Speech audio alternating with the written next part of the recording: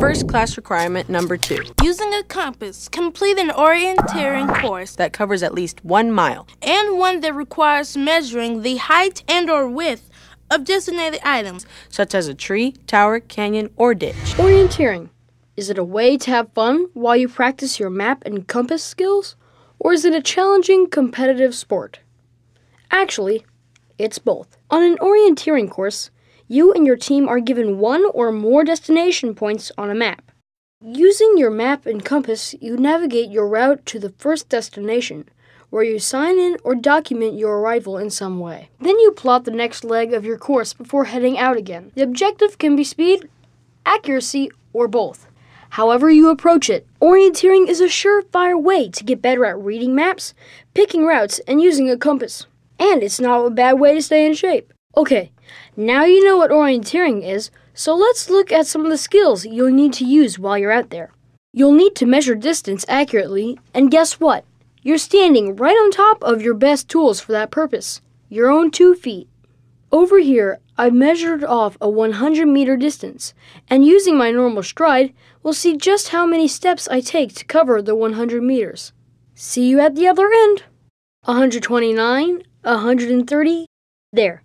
It took me 130 strides to cover 100 meters. So, when I arrive on the orienteering course, I can look at my map, see that I need to go 500 meters that way, and I know I should cover that distance in just about, let's do the math, 650 paces. Ta-da! Want a quick way to figure out the length of a hike? Lay a string on a map so it follows all the twists and turns of your route. Then straighten the string out and measure it on the map's distance scale to figure out the distance. Let's say you've been hiking a while and you come to a rock cliff. Pretend that tree over there is the cliff.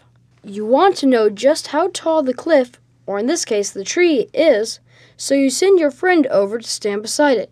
You already know he's 5 feet tall. About 5 feet and half an inch! Okay. 5 feet 1/2 inch. We'll just say it's 5 feet to keep it simple. Now, take a straight stick. Hold the stick up at arm's length. Close one eye and sight over the stick so the top of the stick lines up with the top of his head. Use your thumb to mark the base of the tree. Now this measurement represents my friend's height. That's 5 feet. Let's see how many of these measurements it takes to fit into the total height of the tree. 1 for my friend, then 2, 3, 4. Do the math, and we see that the tree, or the cliff, is approximately 20 feet. Another way to measure height is called the felling method. You use a stick on this one too. Line up the top of the stick with the top of the tree. Put your thumb at its base. Keeping your thumb on the base of the tree, swing the stick over 90 degrees, like the tree was falling. Timber! After all, they do call it the felling method. Now, mark where the tip of the stick hits the ground. The distance from there to the base of the tree is the same as the tree's height. You always carry a set of measuring tools with you. It's yourself. Take a ruler or a yardstick and measure your arm span, arm reach, hand span, finger length, foot length, and your height. Then, next time you want to know the length of a fish you caught or the diameter of a tree, you, yourself, are the yardstick. Sometimes you need to know how wide something is. Let's say this ditch is a raging river, and you want to know how far it is to the other side. You could use the salute method. Stand on the shore, hold your hand on your forehead in a level salute. Then move it down until the front edge seems to be touching the opposite shore.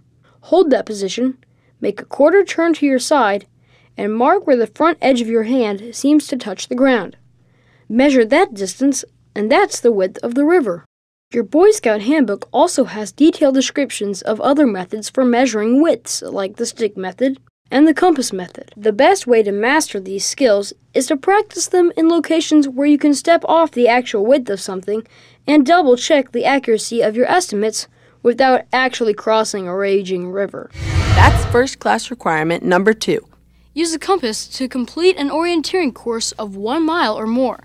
and measure the height and width of designated objects on that course.